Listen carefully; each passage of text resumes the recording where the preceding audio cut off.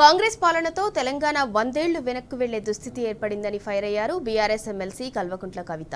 నిజామాబాద్ జిల్లాలో పర్యటించిన కవిత కాంగ్రెస్ మోసాలను ఎండగట్టారు. తెలిసి తెలియక హామీలిచ్చామని స్వయంగా అసెంబ్లీ స్పీకర్ చెప్పారని పేర్కొన్నారు.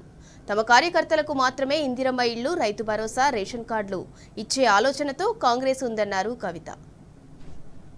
నీటితోని నిండు కుండలాగా మంచి గాదల నిండా వడ్లుండి 10 ఏళ్లు సిరిలను వెదజల్లినటువంటి నిజామాబాద్ జిల్లాలో ఇవాళ రైతులు మళ్ళా యూరియా కోసం లైన్లు కట్టే పరిస్థితి, మళ్ళా కరెంట్ ఎప్పుడు ఉంటుందా ఎప్పుడు పోతుందా అని ఆలోచన చేసే పరిస్థితి, ప్యాకేజ్ 22 కాళేశ్వరం కంప్లీట్ కానటువంటి పరిస్థితి, ఏ చెరువుకు కూడా ఎక్కడ కూడా ఏ ఒక్క ఆఫీసర్ కానీ నాయకుడు కానీ వచ్చి పట్టించుకోని పరిస్థితి, మొన్నటి బతుకమ్మ అయితే కనీసం చెర్లకాడ చెత్త తీసి లైట్ పెట్టలేనటువంటి పరిస్థితి, ఏ ఒక్క చిన్న పని కూడా ఏదైతే అవ్వకు తాతకు పెన్షన్ ఇస్తామని చెప్పిండ్రో ఎవరికి కూడా పెన్షన్ డబుల్ చేయని పరిస్థితి. ఇప్పటికీ గవే కేసీఆర్ ఇచ్చిన పైసలు వస్తున్నాయి తప్పితే కొత్తగా కాంగ్రెస్ వాళ్ళు వచ్చి ఇస్తున్నటువంటి డబ్బులు ఏమీ లేవు. ఇవాళ బీడీ కార్మికులు చాలా పెద్ద ఎత్తున ఉంటారు నిజామాబాద్ రూరల్ నియోజకవర్గంలో. వాళ్ళందరూ కూడా అడుగుతా ఉన్నారు, ఇదేం పరిస్థితి, మరి ఇది ఎక్కడిది, మాకు పెంచుతామని చెప్పి పెంచలేదేందని. అదేవిధంగా ఆడబిడ్డలు 18 ఏళ్లు దాటిన వాళ్ళందరూ కూడా ఇప్పటివరకు బాజిరెడ్డి అన్న గారు చెప్పినట్టు మరి మాకు చెప్పిన 2500 ఏవి అని చెప్పి ప్రశ్నించేటటువంటి పరిస్థితి ఉన్నది. అందరికీ స్కూటీలు ఇస్తా అని చెప్పి 18 ఏళ్లు నిండినటువంటి ఆడపిల్లలకు అసలు దాన్ని ఊసేలేనటువంటి పరిస్థితి. అంటే కాంగ్రెస్ చరిత్ర మొత్తం కూడా మోసాల చరిత్ర అని చెప్పి, దగా చరిత్ర అని చెప్పి మళ్ళొకసారి రుజువు చేస్తా ఉన్నారు. నిన్న మొన్న మనం చూసినాం, 4 రోజులు గ్రామ సభలను పెడితే ప్రజలు నిలదీసి అధికారులను వెలగొడితే మరి భయంకరమైనటువంటి మళ్ళా తెలంగాణ ఉద్యమకాలం నాటి పరిస్థితులు అన్ని పల్లెలలో కూడా మనం చూసినాం. ఇంతకు చేసింది ఏందయ్యా అంటే 4 రోజులు పెట్టిండ్రు, వాళ్ళ ఇష్టం వచ్చిన పేర్లు చదివిండ్రు, భూములు ఉన్న వాళ్ళకే మన ఇండ్లు ఇచ్చేటటువంటి పేర్లు చదివిండ్రు, రైతు బంధు అని చెప్తే ఎవరికి వస్తుందో ఎందుకు వస్తుందో అర్థం కానటువంటి పరిస్థితి. కాంగ్రెస్ పార్టీ వాళ్ళు కేవలం వాళ్ళ కార్యకర్తలకు మాత్రమే ఇందిరమ్మ ఇండ్లైనా, రైతు భరోసా అయినా, రేషన్ కార్డు అయినా, ఇంకోటైనా ఇచ్చేటటువంటి ఆలోచనలో ఉన్నారు. ఈ వాస్తవాన్ని తెలంగాణ ప్రజలు ఎంత తొందరగా గమనిస్తే అంత మంచిది. మనం డిమాండ్ చేస్తూనే ఉండాలి, కొట్లాడుతూనే ఉండాలి.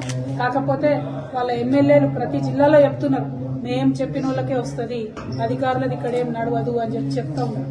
అదే కేసీఆర్ గారు మీరెవ్వరు కూడా ఇన్వాల్వ్ కాకండి అని మా ఎమ్మెల్యేలని గాని మంత్రుల్ని గాని ఎవరిని కూడా ఇన్వాల్వ్ కానియకుండా కలెక్టర్ గారిని పెట్టి పారదర్శకంగా చిట్టీల సిస్టంలో తీసి నిజంగా పేదవాళ్లకు అన్ని పథకాలు ఇచ్చేటటువంటి ప్రయత్నం చేసినాం.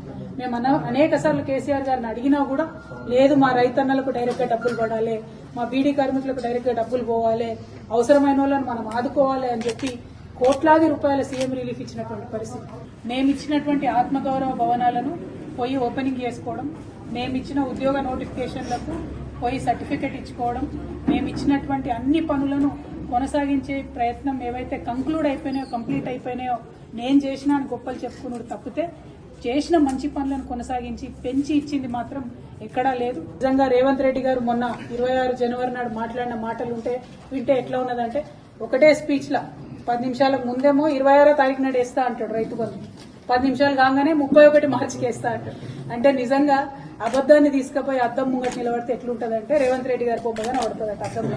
అది పరిస్థితి. అంతే తప్పితే ఇంకోటి లేదు. ప్రజల్ని మభ్యపెట్టి ఎక్కువ కాలం పరిపాలన చేయలేదు. ప్రజల కోసం ఇప్పటికన్నా ముందుకొచ్చి పారదర్శకంగా పనిచేయవలసిందిగా కాంగ్రెస్ పార్టీని డిమాండ్ చేస్తా ఉన్నాం. దర్పల్లిని మన విలేజ్ గా ఒక మోడల్ విలేజ్ గా తీసుకోవడం జరిగింది. అందులో 1950 మందికి ఇప్పుడు వీళ్ళు రైతు భరోసా ఇచ్చారు. కనీసం ఇంతకు 80% ఎక్కువ మేమున్నప్పుడు రైతు భరోసా ఇవ్వడం జరిగింది. అంటే కేసీఆర్ గారు ఇచ్చిన దాంట్లో 10% మంది రైతులకు కూడా మీరు ఒక మండలంలో రైతు భరోసా ఇవ్వకుండా మేము మొత్తం ఇచ్చేసినాం, అయిపోయింది అని చెప్పి మభ్యపెట్టేటటువంటి ప్రయత్నం ఏదైతే చేస్తా ఉన్నామో దీన్ని మేము తీవ్రంగా ఖండిస్తా ఉన్నాం.